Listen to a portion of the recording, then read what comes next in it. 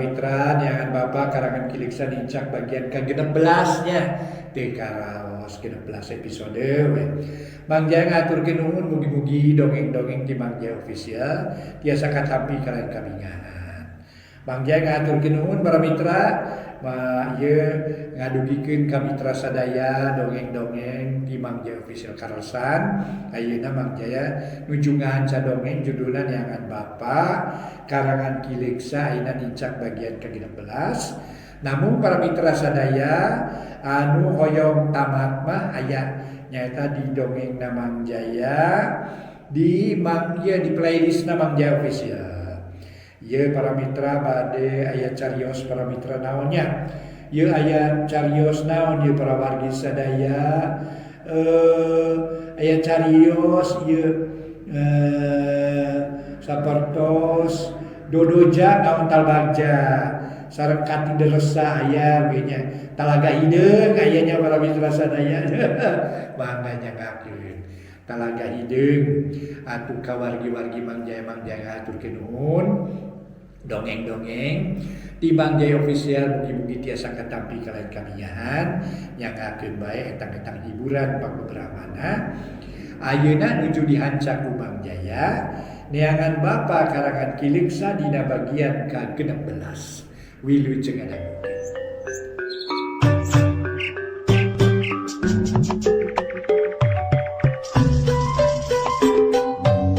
Para mitra kaum dangu, wilujeng tepang dangu sareng acara matuh dongeng enteng pangbeberah mana. Mang Jaya sapara kanca bade neraskeun hanca dongeng nu katunda. Carios nyambung judulna Neangan Bapa. Ieu dongeng karya Kiliksa ayeuna nincak bagian ka-16. Harita para mitra sadaya Masarni tuluy nyarita deui. Yeuh Nyai, sing waspada, sing nyaring ati, ulah kajongjonan teuing, ulah tenang teuing barina oge yeuh. Sabab zaman teh geus maju, umur beuki ngurangan. Ari sifat jalma sok keuna ku awah gingsir. Mana komo ayeuna geus kadenge grenengna magarkeun teh cenah Aryati jeung Suhana teu ridho nempo bapana kawin teh. Lantaran maranehanna can rumah tangga, sieun beakeun bana jeung kasieeunan. Bisi bapana tamplok ka nyaahna ka hidep. Nu akhirna harta bana nu sakitu lobana teh ragrag ka hidep. Jadi cindekna mah anak tere hidep teh kasieeunan bisi bana bapana dikawasa ku hidep. Tak kitu dasarna mah kumaha kaharti Nyai? Nyi Sainah teu buru-buru ngajawab. Kalah kahu ngahulang mikiran omongan indungna, dipikir dibulak-balik, dibeuweung diutahkeun, ditimang-timang nya heuteuna. Diakurkeun jeung kanyataan nu karanapan ku manehna, tetela ari ceuk buktina nyata mah teu luyu. Tapi mun ditilik tina hal anu lain-lain, bisa bae anak terena boga kasieun model kitu. Akhirna pikiran Nyi Sainah jadi cangcaya. Honcewang loba kahariwang bisiknya ayana manehna di imah haji kamar nadi. Matak jadi cucuk rungkang pikeun anak terena, nu akhirna bakal aya naon-naon ka hareupna. Nyai, nah kalah kang ngahuleng, kaharti tawah henteu caritaan emak. Ceuk Mas Harni bari mencerong, hatena rada honcewang, bisi omonganna teu teurak ka anakna. Ma mun nilikannya kana kanyataan mah, asana teh jauh tanah ka langit. Mustahil mun Aryati jeung Suhama boga pikiran kitu. Tapi teu mustahil deui mun lila-lila jadi baroga pikiran kitu da kaharti ku kituna teh mah. Pantes mun maranehanana ngarasa kasieeunan. Ih, ari si Nyai, eta mah pasti jeung geus aya bukti. Apan si Aryati sorangan geus cacarita ka Nyi Rohma. Nah, kurang yakin kitu. Cing tanyakeun ku sorangan, hayang percaya mah. Mas Harni beki daria padahal macan pugu nyana para mitra. Teu kudu emak kuring percaya keneh ka emak. Batan ka batur ngan ayeuna kuring rek nanya. Kudu kumaha atuh ari geus kieu emak. Sabab terus terang we kuring teh poekeun teu bisa mikir anu leuwih apik. Nah kudu kumaha nyang hareupan barudak anu memang lemes. Dari hareupeun mah balager duana nago emak taraya ucap nu matak nyugak. Taraya sikep nu matak rudet estuning tiis ceuli herang mata. Syukur mun hidep geus boga pikiran kitu mah. Cik emak rek nanya heula. Narek ngagugu kana omongan emak. Demi keselamatan urang mah kuring merek ngagugu emak. Syukur kieu cara nama Nyai. Di ayeuna gerang heureuyeul bibi lintik saeutik-saeutik dalila-lila mah bakal numpuk ngagunung. Carana kieu pek meredih ka salaki menta kongkorong heula, tuluy menta suweng, menta ali, terus menta geulang. Terus naon pokona manungtut kitu tah.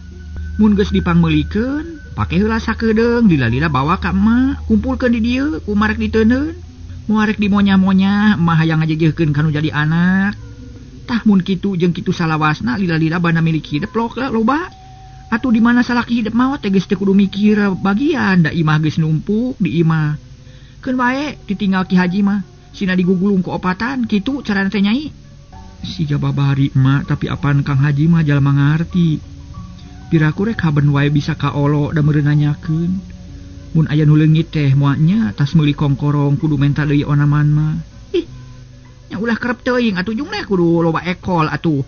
Keun bae teh kudu sieun da ekol mah taya usumna. Bejakeun we di olo kitu ku barudak. Atawa kumaha we lah pokona mah akal-akalan kitu nu penting mah untung pikeun urang. Nya urang cobaan we tuh mah. Heueuh kudu kitu. Engke mun geus loba urang jual. Tuluy beulikeun sawah kana kebon kana naon we. Lila-lila bana hidup ngumpul di dieu di emak. Moal keur saha deui da mah teh pan teu hayang. Ngan anak ngan hiji-hijina mama. Mun aya di emak ge keur hidup apaan saha nu senang nya hidup keneh meureun ke hareupna teh. Nyi Sainah unggut-unggutan. Kakara ayeuna panto hatena muka. Kunu kitu da tadina mah teu mikirkeun naon-naon. Ku ngahijina jeung Ki Haji teh geus pirang-pirang ngarasa untung sabab batur mah dibelaan puasa. Nyenen Kemis hayang menang riji kitu manehna babari. Tapi ayeuna sabada kasunutan ku omongan nu jadi indung. Pamikiran Nyi Sainah mimiti robah sifat sarakah mimiti bijil. Boga karep rek meres harta bana Ki Haji. Rek ngeret harta bana Ki Haji dina kasieun teh kudu jadi anak tere. Yeuh nyai, tadi jalma mah jadi jalma ulah bodoh dihaja, ulah sok bau kaubar. Kasempatan hade teh teu unggal datang unggal pun teu unggal poe.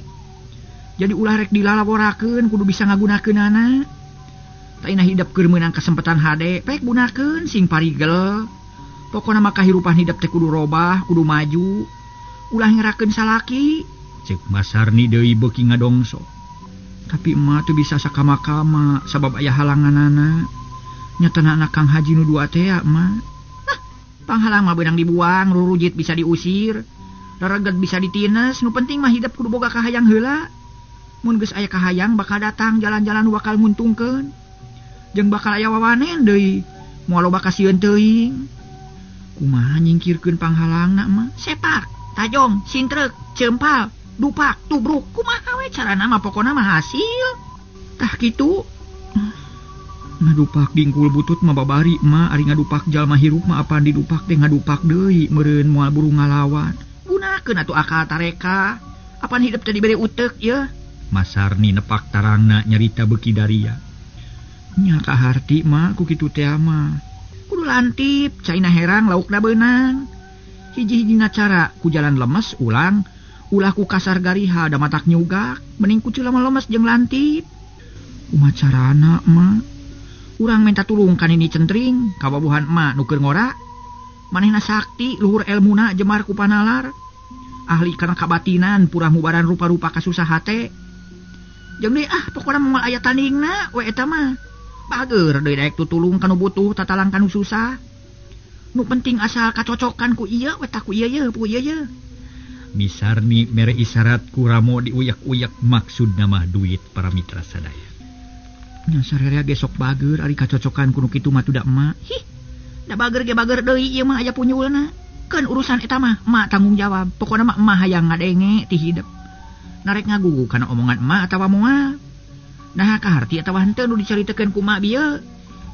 Kaharti pisan emak keun rek dipikiran. Masarni kacida atoheunana.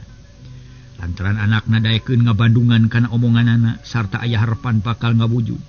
Bakal bisa ngahontal cita-cita ngabuktikeun lamunan. Satuluyna anak jeung indung uplek ngobrol meuni sagala dicaritakeun. Nyi Sainah ngagulkeun usaha salakina.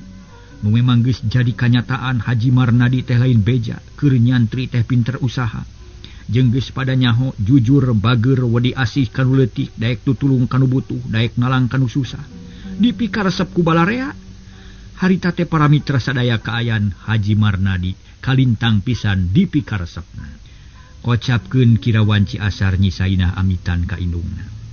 Mageus burit ye mangkaning can masa keur nyayagikeun Kang Haji. Rek balik heula nya emanya. Heunam kade ulah poho kana papatah ti emak. Cerut turun kaburuan leos init ngajugjug ka Imah Haji Marnadi. Ku indungna diteuteub nepi kang hilesna, nyeh Masarni seuri sorangan. Gek diuk dina bang barung sura-seuri lunggak-linggak pok ngomong sorangan. Sia beunang ayeuna mah. Aing nu bakal untungna sababana teh bakal di dieu kumpulna. Keun sia moal burung beres sabab si Nyai geus leeh hatena geus beunang di bawah badami. Kawas namun aing geus boga imah sigrong, geus boga lah pakaya lega, geus boga balong jeung ingon-ingon. Tatangga teh moal ngaharina ka aing teh moal nya campah, tang tuting polongkod ping poyongkod mere nyebut juragan ka aing. Mun rek nginjem duit moal burung ngagesor lah dina golodog moal dayakeun cucunga. Pasti aing jadi jelema beunghar. Masarni jiga nu gelo jung nangtung. Leos ka pawon rek mirun seuneu geus kitu leos ka warung rek meuli pasakeun. Da bieu dibere duit ku anakna samemeh rek jajana naon-naon oge, da moal aya nu nyoro. Kawantungan sorangan di imah teh. Poe eta mangrupa poe cikalna pikeun Masarni hatena ngadak-ngadak jadi bunga. Kembang dina hate mangkak dunya asa milik manehna. Cana naon geus aya asa pangbeungharna. Unggah adat ganti pileumpangan, cag tuna heula lalampahan Masarni. Para mitra kaum dangu, kocapkeun kaayaan harita. Langit bengras taya aling-aling beh kulon marakbak semu beureum. Cahaya layu ngahibaran buana tatangkalan jeung pasawahan koneng umyang lir emas sinangling, kasaput ku cahaya layu. Tong leret reang di sarada. Angin leutik ngahiliwir mirig sora manuk anu recet di sarada. Mata kuaas mata kelar betah ngumara di alam dunya. Tekung silila dur-dur kadenge sora bedug magrib. Di tema ku haleuangna sora nu adan melas melis anu latak nyerepkan ati sanubari. Ngageuingkeun hate jalma ngajak sumujud. Ibadah kanu maha kawasa sumerah diri ka Pangeran Allah Subhanahu wa Ta'ala. Haji Marnadi geus rapih pakaian anak, jerut turun rek ka masjid. Dituturkeun ku suhama anakna ari-ariati mah di imah bae. Dur magrib teh geus campego di tempat salat nu matuh, geus maranti tara di mana bae. Nganyi Sainah nu masih keneh pakpik-pak di pawon. Sangkilang geus dibejaan ku salakina yen geus wanci magrib. Digawe teh kudu eureun heula nyelang heula salat, ibadah ka Allah. Tapi basana teh kagok cenah pasakan can rengse kabeh. Nu akhirna waktu salat beak manten cahaya beureum nu ngelemeng di beh kulon teh geus pareum. Waktu magrib geus beak, Nyi Sainah nguprek keneh di pawon. Nah poho-poho teuing apan tomat rek dipake nyamel nah atuh kalaka dihuapkeun. Cek Nyi Sainah gegelendeng sorangan. Geus kitu kop kana coet jeung mutu gusrek nyamel. Geus kitu kop kana bonteng disiksik di wadahan kana piring sok dina meja makan. Sayur jeung pai selauk emas geus aya dina meja. Sangu saboboko geus sayagi, cauraja cerek sasikat geus ngajagrag. Pokona mah sapuratina geus sadia karibrak dalahar. Nyeh Nyi Sainah seuri sorangan hatena bungah nempo pagawean geus rengse. Kumanehna geus kacipta salakina bakal dahar nikmat. Sarta moal poho muji kamanehanana nu rajin jeung pinter masak. Sia moal burung ngalimat tuangna Kang Haji teh. Piraku mun teu kataji ku pasakan aing. Piraku lamun teu muji tah ayeuna mah karimani. Pokna bari ngomong sorangan. Leos rek kapancuran nu aya di pipir dapur da kuloneun dapur teh balong rada badag, caina ngemplang cai pancuran ngagolontor. Kacaturkeun Nyi Aryati, harita geus cengkat tina wiridan tuluy nempo ka pamon. Indung terena geus eueuh bus ka paranti dahar, breh nempo kadaharan meninga barak, binuh dina meja.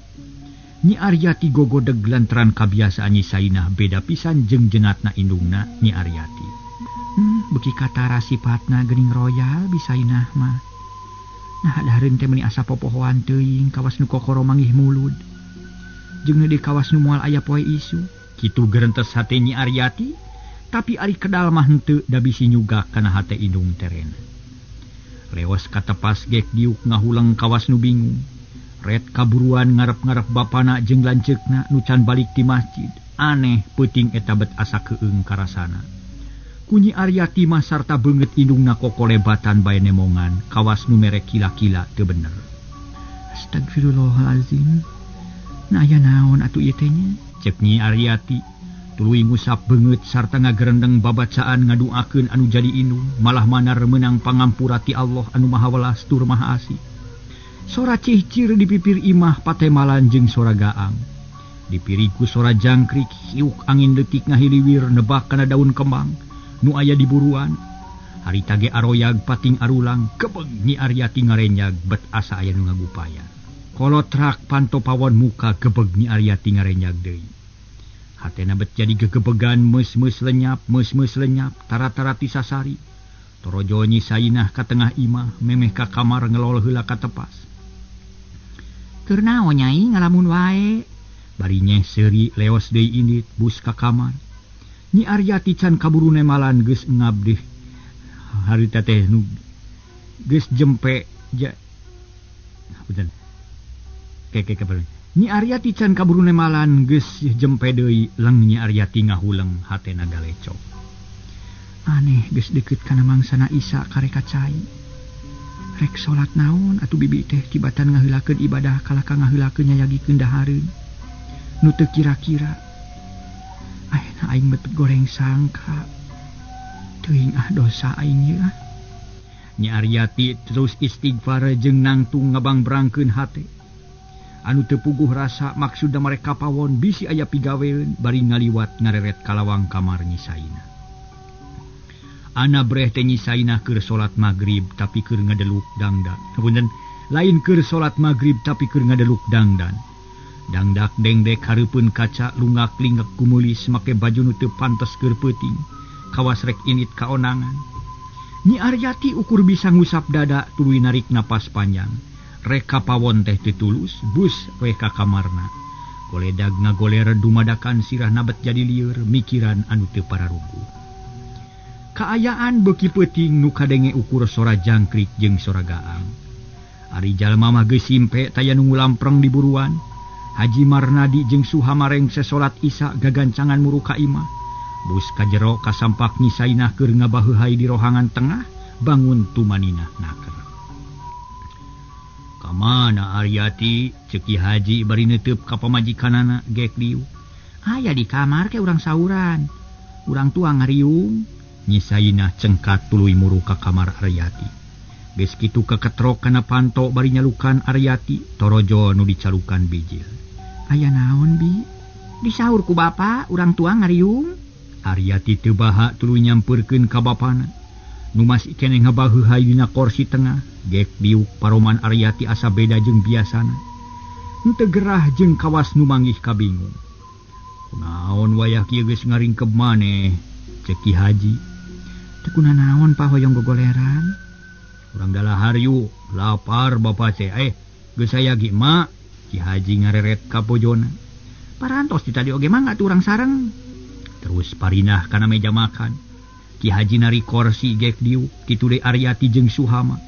Gek dariuk kalayan tenang harita teh Ki Haji melong rada lila kana kadaharan nu ngabarak dina meja. Ari sabab harita asa beda jeung ti sasari asa leuwih euyeum. Harita para mitra Haji Mardandi nyarita, Allah muni sagala aya geuninganan keur hayang teh pai slauk bet diayakeun asa kabeneran teuing nya. Ceki Haji bari nyerengeh padahal hatena rada kurang panuju. Da teu tuman roroyalan ari Nyi Sainah kala asa di alem. Nyeh seuri leutik bari pokna. Ulah baka dipuji raosan heula geura kirang naon. Oh pasti raos sok urang hanja. Ki Haji maca bismillah berak dalahar bala kecerakan. Nyi Sainah bungah nempos salakina meningalimed. Tapi Aryati mah tibang daharna kawas nu bariekeun. Itu embung ieu embung tungtungna am sangu nyokot deungeuna kawas nu hese. Suhama nya kitu keneh kawas nu sarasa jeung adina. Sakitu tadina geus lapar teh ayeuna mah ngadak-ngadak jadi teu hayang. Bapana jadi heran red ka anakna nu dua poknanya. Nah dalahar teh kitu cuman cemen. Kurang kumaha atuh? Teu kumaha pada ungan dage abdi mah kieu. Cek Aryati bari terus ngahuap rada gede. Malah nyoel sambel meni ngadelewo geus kitu seuseuhah bari kop nyokot deui. Sengkenging tuang teh Yati, bibi teh ngahaja mang masakeun ngarah Yati teu kedah repot. Cek Nyi Sainah, hatena rada kasigeung dumeh anak terena kawas nu caman cemen. Kawas nu teu suka ngadahar meunang masak manehna. Aryati teu nemalan hatena beuki teu geunah, teu puguh rasa. Tapi embung kanyahoan ku bapana komo ku indung terena mah. Calebak dahar maksakeun huap digedean deungeun dipapai kabeh.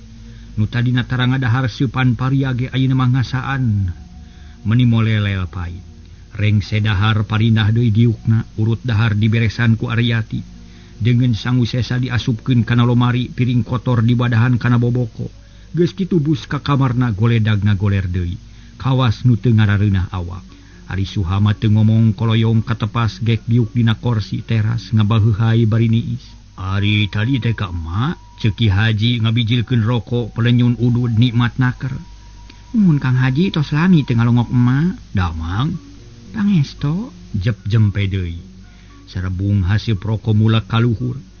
Nyi Sainah deg-degan hatena ras inget kana omongan indungna.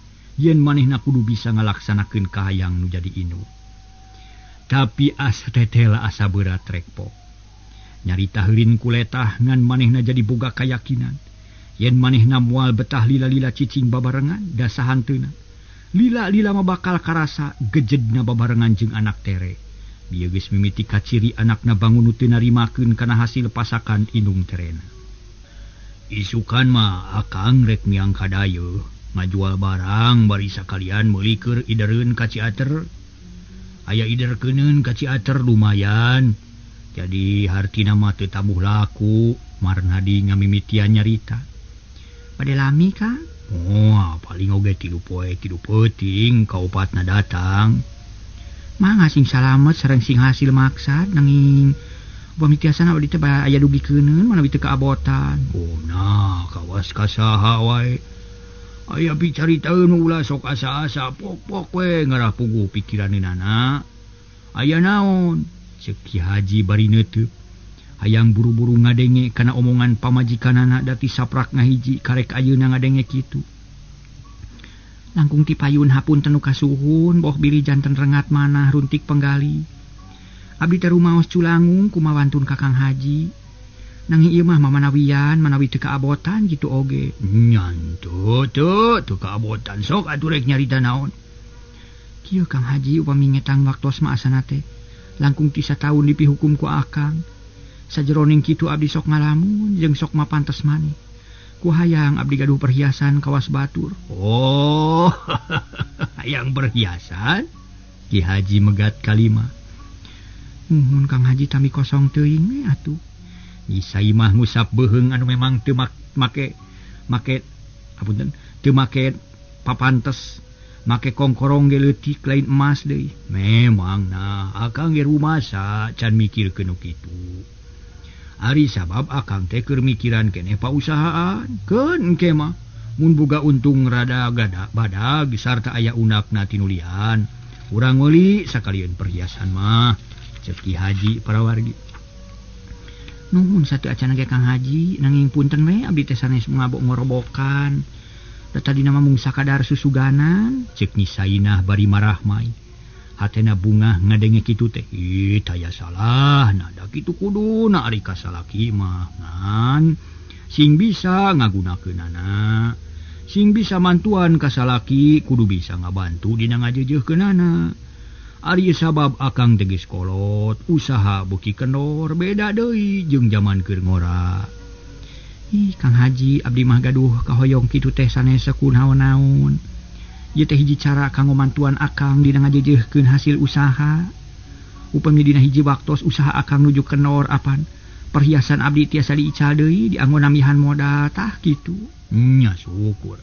Keun urang eungkeut-eungkeut duakeun we sing lancar usahana nya.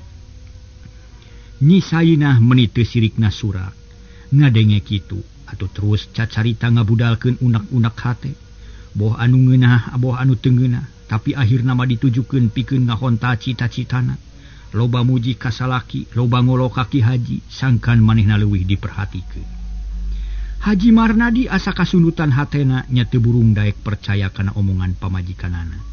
Da memang ari nilih kana ucap-ucapanna mah pikahartieun, tapi nya duka teuing ari buktina mah kumaha engke bae.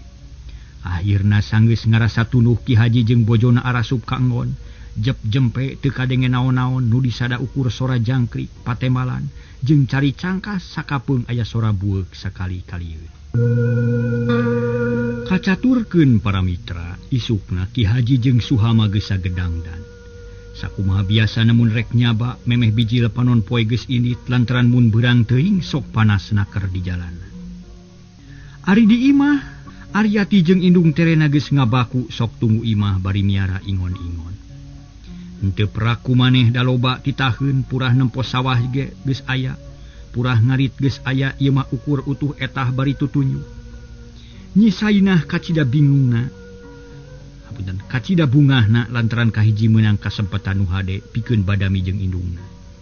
Kaduana ku Ki Haji ditinggalan duit rada badag. Si ayeuna mah waktuna nu hade aing kudu buru-buru nepungan kan ini centring. Kitu gerentesna para mitra gancang kapawon nepungan Aryati nu keur mirunseun. Yati bibi teh rek ka masarni heula nya. Mun rek dahar mah teh kudu nungguan bibi pe sorangan. Pokona mah bisi burit. Bibi rada aya perlu ieu teh nya. Ceuk Nyi Sainah ka anak terena. Bade aya naon atuh Bi? Aryati ngareret hatena curiga. Aya perlu bibi teh, jawab nangan sakitu. Tapi dina hatena mah ngecemreng ngupat ka Aryati magarkeun teh cerewet talete loba omong jeung rea-rea deui. Nyi Sainah gesat-gesut dangdan hayang init isu keneh. Lantaran bisi indungna init-initan jauh bisi hese deui neangan waktu.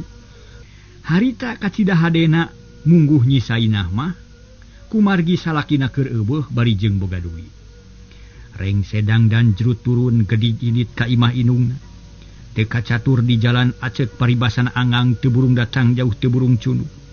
Urang kocapkeun geus tepi we kanu dituju. Kaparengan indungna can init-initan sabab isu keneh can biji lepanon poe. Ai geuning geus jol deui, kumaha bejana Nyai? Mas Harni rada kaget kedatangan anakna, tapi pacampur jeung atoh. Ma kuring teh ngahaja datang ka dieu hayang buru-buru ngalakonan teh. Ngalakonan papatahan emak. Mun ayeuna urang nepungan kan ini centring bisa moal emak. Nyi Sainah tog moal nyaritakeun tujuanana. Ih, atuh nya pugu bisa. Kelanan.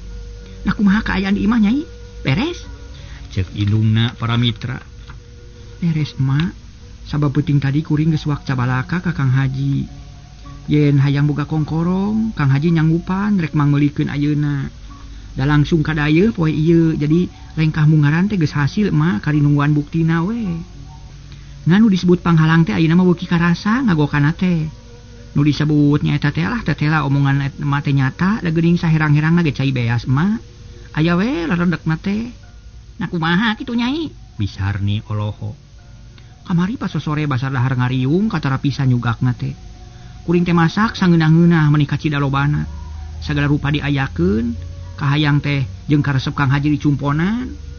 Tapi edas aya-aya we nu matak ngait kana ati. Eta si Aryati jeung si Suhama di kawas nu embung dahar mah. Kawas nu iji kana pasakan kuring teh atuh meunang hese capek teh mubadi re mah teu kadahar. Ayeuna ge namru dina lomari eueuh nu ngasaan. Da birek ini teh teu sasarap heula basana teh can sono cenah. Kitu tak emak, capek gawe teu kapake kuring teh. Waktosna disee para mitra sadaya. Ieu mah hanyakanya. Duwi ka dieu we para mitra sadaya carios nyambung nu judulna neangan Bapa Karya Kileksa. Mang Jaya sapara kanca ngahaturkeun rebu nuhun laksa ketika bingahan. Mudah-mudahan para mitra salamina aya dina ginanjar kawilujengan. Atuh dina mang dongengkeun ieu dongeng kirang nyugemakeun hapunten nu kasuhun kumargi mung sakieu katiasa Mang Jaya. Saur Kileksa saurna teh bili nu kasabit nami kasebat tempat hapunten sanes dihaja. Ari dongeng teh atuh disae-sae, dihade-hade sangkan sae, dialus-alus sangkan payus. Dipernahkeun kumaha hadena para wargi. Atuh kedah dipasihan nami sareng sajabina, tah bilih nu kasabit nami kasebat tempat hapunten sanes dihaja, ieu mah mung sakadar karangan. Mangga atuh para mitra wilujeng kantun bae kasadayana permios.